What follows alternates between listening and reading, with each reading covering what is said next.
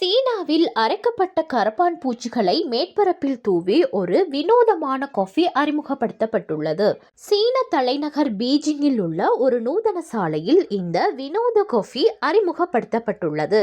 இந்த காஃபி ஒரு கோப்பை 45 யுவான், அதாவது இலங்கை மதிப்பில் சுமார் 2000 ரூபாய். இந்த காஃபியின் மேல் அரைக்கப்பட்ட கரப்பான் பூச்சி தூள் தூவப்படுகிறது. உலர்ந்த மஞ்சள் கோதுமை புழுக்களும் சேர்க்கப்பட்டுள்ளன.